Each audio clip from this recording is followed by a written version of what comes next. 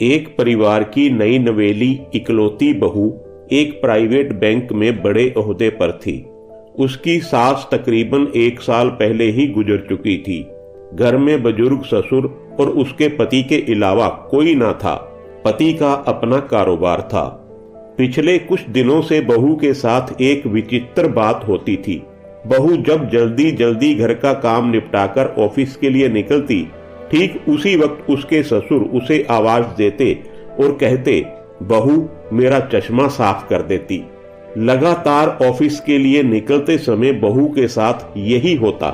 काम के दबाव और देर होने के कारण कभी कभी बहू मन ही मन झल्ला जाती थी, लेकिन फिर भी अपने ससुर को कुछ बोल नहीं पाती थी।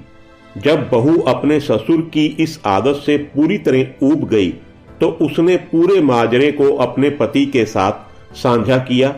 पति को भी अपने पिता के इस व्यवहार पर बड़ा ताज्जुब हुआ, लेकिन उसने अपने पिता से कुछ नहीं कहा।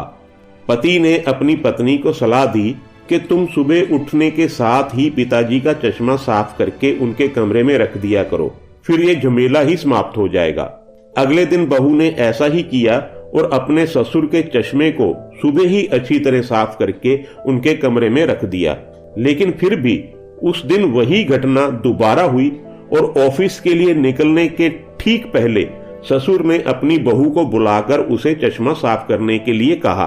बहू गुस्से में लाल हो गई, लेकिन उसके पास कोई चारा नहीं था।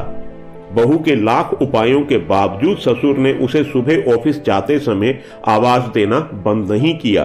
धीरे धीरे समय बीतता गया और ऐसे ही कुछ वर्ष निकल गए। अब बहू पहले से कुछ बदल चुकी थी। धीरे धीरे उसने अपने ससुर की बातों को नजरअंदाज करना शुरू कर दिया था।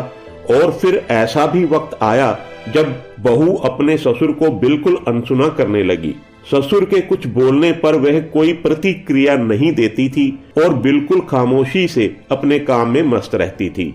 गुजरते वक्त के साथ ही एक दिन बेचारे बुजुर्ग ससुर भी गुजर गए। समय का पहिया यहीं रुकने वाला नहीं था। वो घूमता रहा। एक दिन बहू के ऑफिस में छुट्टी थी। अचानक बहू के मन में घर की सफाई करने का ख्याल आया। वो अपने घर की सफाई में जुट गई।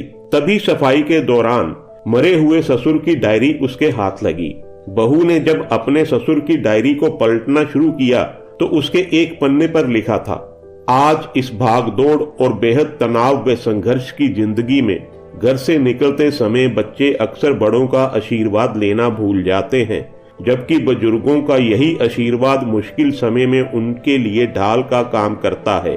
बस इसलिए जब तुम चश्मा साफ करके मुझे देने के लिए झुकती थी तो मैं मन ही मन अपना हाथ तुम्हारे सिर पर रख देता था, क्योंकि मरने से पहले तुम्हारी सास ने मुझे कहा था कि बहू को अपनी बेटी की तरह प्यार से रखना और उसे ये कभी मत महसूस होने देना कि वो अपने ससुराल में है और हम उसके माँ बाप नहीं हैं। उसकी छोटी मोटी गलतियों को उसकी नादानी समझकर माफ कर देना। वैसे मेरा आशीष हमेशा तुम्हारे साथ है बेटा।